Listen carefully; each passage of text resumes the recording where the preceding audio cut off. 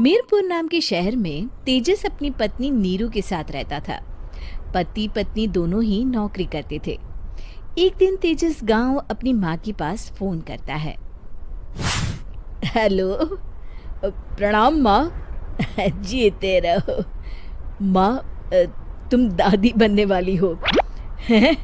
अरे वाह, ठीक है बेटा, मैं कल ही आती हूँ। जब माँ जी शहर पहुंची तो बेटे बहू ने बहुत अच्छे से स्वागत किया। लीजिए माँ जी, चाय। अरे गर्मा गर्म पकोड़े ले आओ माँ के लिए। नीरू रसोई में गई और 2 मिनट में ही पकोड़े ले आई। जी ये लीजिए। बहू, जादू से बनाए हैं क्या? अभी तो रसोई में गई थी। यम्मी। माँ जी, शीला रसोई में पकोड़े तल रही है, मैं बस लेकर आई। हे भगवान, मेरा धर्म भ्रष्ट कर दिया तूने। अब तो गंगा जल से शुद्धिकरण करना होगा। दूसरे दिन, माँ जी मैंने नाश्ता बना दिया है, ऑफिस जा रही हूँ। पर अभी तो घर का सारा काम पड़ा है।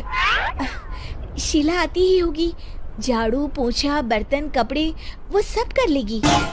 हमारे जमाने में घर का सारा काम हम ही करते थे। जी माँ जी, आप बहुत होशियार हैं, मैं घर ऑफिस दोनों नहीं संभाल पाती।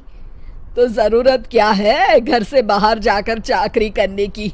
वैसे भी घर का काम खुद करने से घर में बरकत आती है, समझी? पर माँ जी। पर वर कुछ नहीं, इस महीने की पगार मिले फिर ऑफिस बंद। हाँ। रात को नीरू तेजस से कहती है, सुनिए जी, माँ जी बोल रही थी कि मैं नौकरी छोड़ दूं। वैसे ठीक ही तो है, अभी तुम्हें आराम की जरूरत है।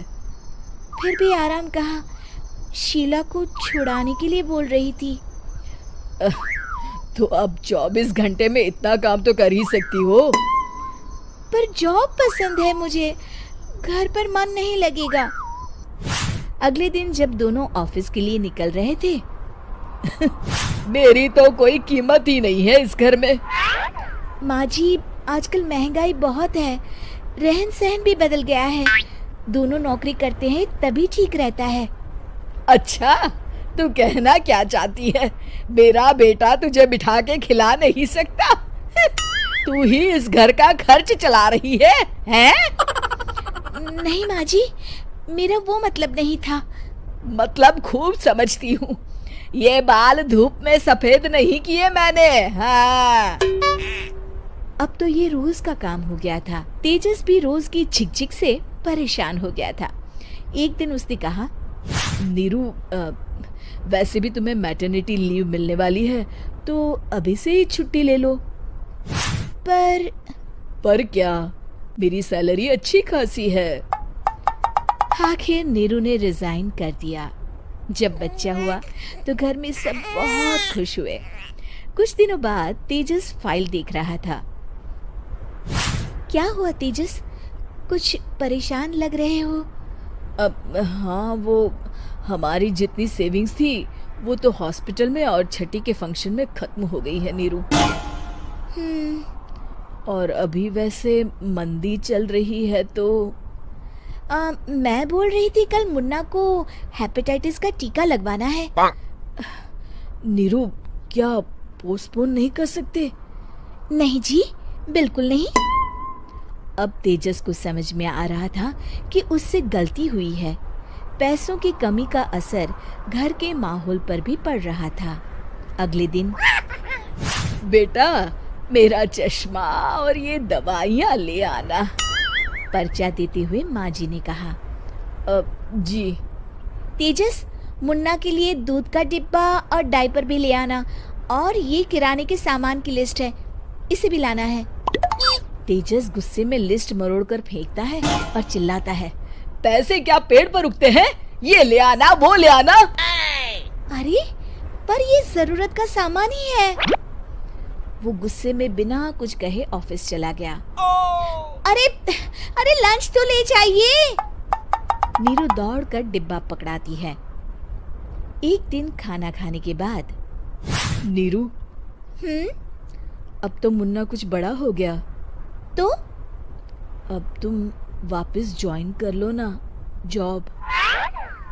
पर इस रिसेशन में जॉब मिलना बहुत मुश्किल है। ट्राई तो करो। फिर मुन्ना? माँ जी है ना, और एक फुल टाइम मेड भी लगा लेंगे। पर माँ जी, उन्हें तो पसंद नहीं। तभी माँ जी वहाँ आ जाती है और प्यार से नीरू के सर पर हाथ फेरते हुए बोलती है, अब मेरी समझ में आ गया बहू, पहले के और अब के समय में अंतर है। तुम काम शुरू करो, मुन्ना की जिम्मेदारी मेरी। मेरी प्यारी माँ जी। ये कहकर नीरू उनके गले लग गई। शिक्षा, परिवर्तन संसार का नियम है, हमें भी समय के साथ चलना चाहिए। उम्मीद है कि आपको हमारी ये कहानी पसंद आई होगी। कृपया हमारे चैनल को सब्सक्राइब करें और सभी अपडेट्स के लिए बेल आइकन जरूर क्लिक करें। और हाँ, वीडियो लाइक और शेयर करना मत भूलिएगा। Bye bye.